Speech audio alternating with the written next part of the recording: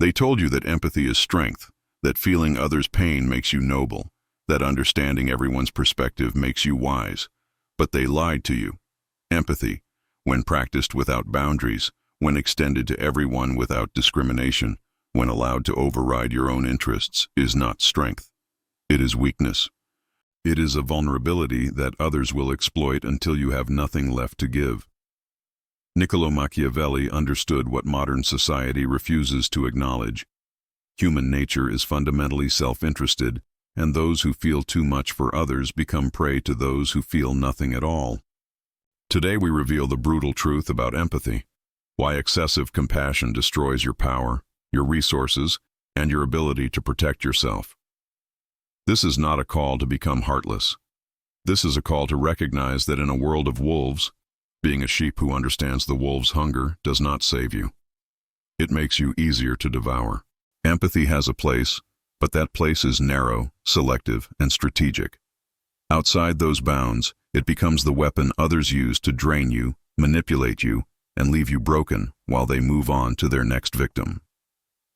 Think about the times your empathy cost you, the person you helped repeatedly who never helped you in return, the friend whose problems you carried while they ignored yours, the colleague whose work you covered while they took credit, the partner whose feelings you prioritized while yours went unacknowledged. In each of these situations, your empathy made you vulnerable. You felt their pain, their stress, their needs so deeply that you sacrificed yourself. And what did you receive? Not gratitude, not reciprocation, not even basic respect. You received more demands, more expectations, more exploitation. Because the moment someone realizes you feel their pain as your own, they have found a button to push. They know that by expressing suffering, by appearing needy, by playing the victim, they can extract resources from you. Your empathy has become their tool, and you have become their resource to be depleted. Machiavelli observed the princes of Italy and noticed a clear pattern. The empathetic princes, those who genuinely cared about their subjects' suffering, who tried to rule with compassion and understanding, were often overthrown or destroyed, not because they were bad rulers, but because their empathy was exploited. Rivals played on their compassion to gain concessions. Subjects learned that expressing hardship resulted in reduced taxes or looser laws. Foreign powers manipulated the empathetic prince's desire to avoid war and suffering. And while the empathetic prince agonized over every decision, trying to minimize harm to all parties, decisive rivals simply took what they wanted. The empathetic prince felt everyone's pain and was therefore paralyzed. The ruthless rival felt nothing and therefore acted without hesitation. Guess who accumulated power? Machiavelli concluded that while appearing compassionate is strategically valuable, actually feeling deep empathy for everyone is a fatal flaw. It makes you predictable, manipulable, and ultimately weak. Before we continue exploring why empathy without boundaries destroys you and what you should do instead, if you're tired of being drained by others and ready to reclaim your strength, subscribe to this channel and activate notifications for more uncomfortable truths about power, human nature, and self-preservation. Hit the like button if you've ever been taken advantage of because you cared too much, and comment below sharing one time your empathy was exploited and what it taught you. Now let's examine exactly why excessive empathy makes you weak and how you can protect yourself without becoming a monster. The first reason empathy makes you weak is that it creates asymmetric vulnerability. When you feel others' emotions deeply, when their pain becomes your pain, you have given them power over you. They can hurt you by claiming to be hurt. They can control you by expressing need. They can manipulate you by performing suffering. And here is the critical insight. If they do not feel the same empathy toward you, the relationship is fundamentally unbalanced. You are vulnerable to their feelings, while they are immune to yours. This asymmetry guarantees exploitation. They will take and take because taking causes them no emotional distress. They do not feel your exhaustion, your frustration, your pain, but you feel theirs intensely, so you continue giving even when it destroys you. Machiavelli warns against relationships where power is unequal. The prince who depends on another's goodwill is always at risk. The same applies to emotional dynamics. If you empathize deeply with someone who does not reciprocate, you are emotionally dependent on someone who has no such dependence on you. They They can walk away unscathed. You cannot. This is why empaths attract narcissists, why givers attract takers, why compassionate people so often find themselves in relationships with those who drain them. The empathetic person radiates emotional availability. The predatory person senses this and moves in. They have found someone they can use without consequence because that person will continue giving no matter how much it costs them. Your empathy has marked you as prey. Think about emotional manipulation. How does it work? The manipulator expresses pain, need, or victimhood. The empathetic person feels that pain and moves to alleviate it. The manipulator learns this pattern and repeats it whenever they want something. They do not need to offer value. They do not need to reciprocate. They simply need to trigger your empathy, and you will give them what they want. This is not even conscious manipulation in many cases. People naturally gravitate towards strategies that work. If expressing suffering gets them resources from you, they will express suffering. Your empathy has trained them to exploit you, and they will continue until you have nothing left, or until you finally set boundaries that your empathy has prevented you from setting earlier. The second reason empathy makes you weak is that it paralyzes decision-making.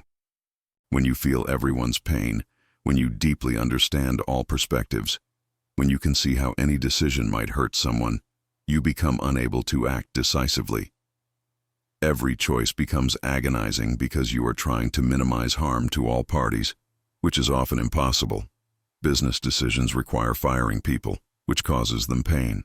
Personal boundaries require disappointing people, which causes them distress. Strategic moves require prioritizing some relationships over others, which causes hurt feelings. The empathetic person, feeling all of this pain as their own, freezes. They cannot fire the incompetent employee because they feel his fear of unemployment. They cannot end the toxic relationship because they feel the other person's loneliness. They cannot prioritize their own goals because they feel guilty about disappointing others. Machiavelli teaches that the prince must sometimes be cruel to be effective, not cruel for cruelty's sake, but willing to make hard decisions that harm some for the greater good or for his own preservation. The prince who cannot fire a corrupt advisor because he empathizes with the advisor's family condemns his entire principality to corruption. The prince who cannot execute traitors because he empathizes with their circumstances invites more treason. Hard decisions require the ability to inflict necessary harm without being paralyzed by empathy. This does not mean feeling nothing. It means not allowing feelings to override judgment. The overly empathetic person cannot make this distinction. They feel so much that they cannot act, and inability to act is weakness. Consider parents who cannot discipline children because they empathize too much with the child's temporary distress. The child learns no boundaries, develops no self-control, and suffers far more in the long term than they would have from appropriate discipline. The parent's excessive empathy, their inability to tolerate the child's short-term pain, creates long-term disaster. The same pattern plays out in all domains. The manager who cannot give negative feedback because they empathize with how it feels to be criticized creates a dysfunctional team. The friend who cannot tell hard truths because they empathize with how it feels to be confronted enables destructive behavior. Empathy without the willingness to cause necessary pain is not compassion. It is cowardice disguised as kindness. The third reason empathy makes you weak is that it depletes your resources without reciprocation. Empathy is emotionally expensive. Feeling others' pain exhausts you. Carrying others' burdens drains your energy. Processing others' problems takes mental space. When you extend this empathy broadly, to everyone who crosses your path, you have no resources left for yourself. You are running on empty, stressed, anxious, overwhelmed, while the people you have helped move on with their lives, unburdened by your problems because they do not reciprocate your empathy. This is not sustainable. You cannot pour from an empty cup, yet empathetic people try to do exactly that. They give until they break, then wonder why no one is there to help them when they need it. Machiavelli advises the prince to manage his resources carefully, to give strategically rather than indiscriminately, to ensure that generosity serves his interests rather than depleting him. The same applies to emotional resources. Your empathy, your compassion, your care are valuable resources. If you give them to everyone, they become worthless. You are emotionally bankrupting yourself for people who do not value what you are giving, because they did not have to earn it. They take your empathy for granted because it flows freely. But if you reserve your deep empathy for those who have proven they deserve it, who reciprocate, who value it, then your empathy becomes powerful. It strengthens genuine relationships. It is appreciated because it is rare, and you have resources left for yourself, for your own healing, your own growth, your own needs. Think about the empathetic person who becomes everyone's therapist. Friends call them with problems, family members dump emotional baggage on them, colleagues vent to them, and this person listens, absorbs, processes, tries to help. But who listens to them? Who processes their pain? Who helps them? Often, no one, because they have trained everyone to see them as the helper, the listener, the strong one. Their empathy has created a role that traps them. They cannot ask for help without disrupting the dynamic. They cannot show weakness without people feeling betrayed that their emotional dumping ground is not available. So they suffer in silence, depleted, resentful, exhausted, while everyone around them continues taking what they need. This is not strength. This is self-destruction enabled by excessive empathy. The fourth reason empathy makes you weak is that it makes you predictable and therefore controllable. When someone knows you empathize deeply, they know how to manipulate you. They know that appearing hurt will make you back down. They know that claiming victimhood will make you give them what they want. They know that expressing need will make you sacrifice your own interests. This predictability removes your power to negotiate, to hold boundaries, to protect yourself. You have become a button that can be pushed, express suffering, receive concession.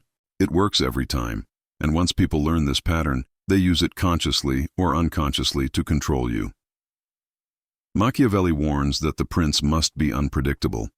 Enemies should not know whether he will respond with mercy or severity, with negotiation or force, with generosity or withholding. This unpredictability creates fear and respect, but the empathetic person is utterly predictable. They will always choose the compassionate option. They will always prioritize others' feelings. They will always give in rather than cause distress. And this predictability is weakness. It means others can plan around you, manipulate you, extract from you without fear of consequences. You are not a player in the game. You are a resource to be exploited, as predictable as a vending machine. Insert sob story, receive concession, consider negotiations. The empathetic negotiator feels bad for the other side. They understand their constraints, their pressures, their needs. So they offer concessions to ease the other side's pain. The ruthless negotiator feels nothing for the other side and extracts maximum value. Who gets the better deal? Always the ruthless one. Not because ruthlessness is inherently superior, but because empathy in negotiation is unilateral disarmament.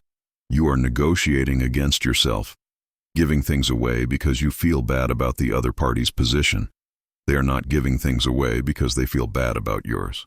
The asymmetry guarantees you lose. Empathy without the discipline to separate feeling from action makes you a terrible negotiator, a terrible strategist, and ultimately someone who is controlled rather than in control. The fifth reason excessive empathy makes you weak is that it prevents you from recognizing predators until it is too late. Empathetic people want to believe everyone has good intentions. They want to understand the pain that makes people behave badly. They want to give second chances, third chances, infinite chances, because they can always empathize with why someone made a mistake. This generosity of interpretation is exploited by those who have no such generosity. Predators, manipulators, narcissists, sociopaths recognize empathetic people immediately. They see someone who will rationalize their bad behavior, who will give them endless chances, who will never hold them accountable because they are too busy empathizing with their supposed pain. And they move in. Machiavelli advises the prince to be a fox, clever enough to recognize traps, but the overly empathetic person is blind to traps. They see someone in pain and rush to help without asking why that person is always in pain, why their problems always require your resources, why they never seem to learn or change. The empathetic person makes excuses for bad behavior. They rationalize betrayals. They forgive unforgivable acts because they can empathize with the suffering that supposedly caused those acts. Meanwhile, the predator continues taking, continues lying, continues exploiting, secure in the knowledge that their victim will never hold them accountable. By the time the empathetic person finally sees the pattern, they have been drained of years, resources, and often their own sense of self.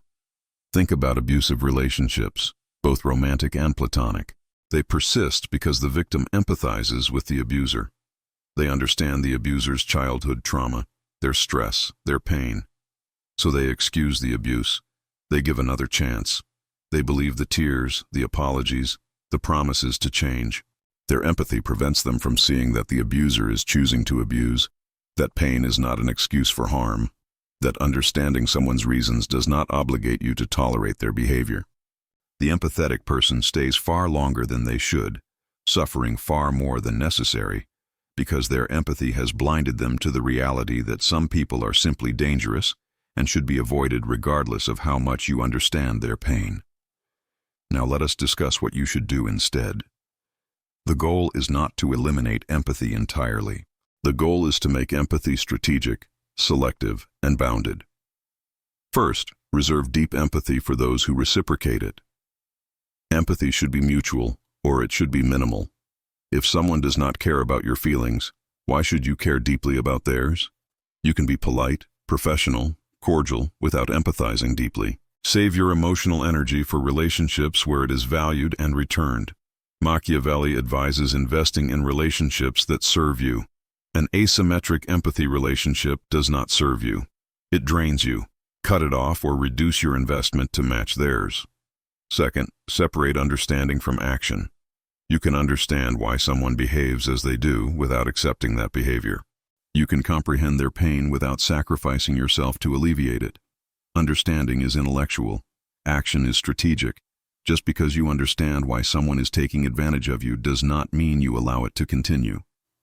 Machiavelli teaches that the prince must understand his enemies but still defeat them. Apply the same logic. Understand the manipulator's tactics but still set boundaries. Understand the taker's neediness but still refuse unreasonable demands. Understanding and empathy do not require you to be a doormat. Third, practice strategic empathy. Show empathy when it serves your purposes, when it builds alliances, when it creates loyalty in those who deserve it. But do not show empathy indiscriminately. Machiavelli advises appearing merciful while being willing to be ruthless when necessary. The appearance of empathy is useful. It makes people trust you, open up to you, underestimate you. But actual deep empathy for everyone is destructive. Be selective. Show empathy to those in your inner circle who have proven loyal.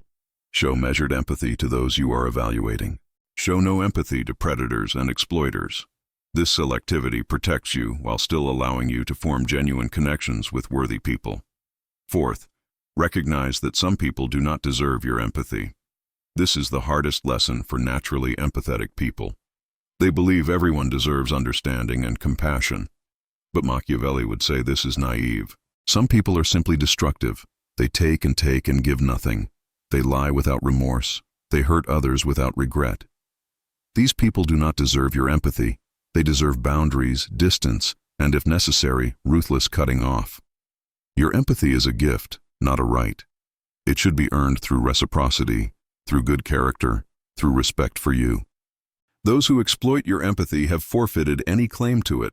Withdraw it without guilt. Fifth, develop the ability to tolerate others' negative emotions without feeling responsible for fixing them. Empathetic people often confuse feeling someone's pain with being obligated to solve it. You can acknowledge that someone is suffering without making it your job to end their suffering. Adults are responsible for their own emotions. If someone is always in crisis, always needing rescue, always demanding your emotional labor, that is their pattern to break, not your burden to carry.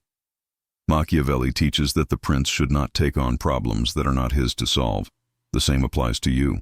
You can care about someone's pain without owning it. You can wish them well without sacrificing yourself. This boundary is essential. Without it, you will be consumed by others' endless needs. So here is the brutal truth about empathy and human nature. Empathy, when practiced without discrimination, without boundaries, without reciprocity, is not a virtue. It is a vulnerability that predators exploit. It paralyzes your decision-making, depletes your resources, makes you predictable and controllable, and blinds you to those who mean you harm. Human nature is fundamentally self-interested. Most people care about their own pain far more than yours.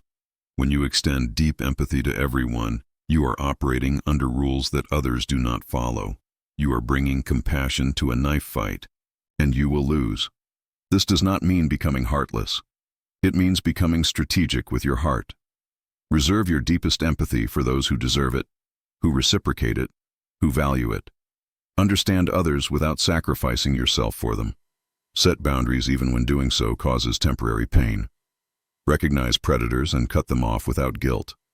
And accept that you cannot save everyone, cannot fix everyone, cannot feel everyone's pain without destroying yourself.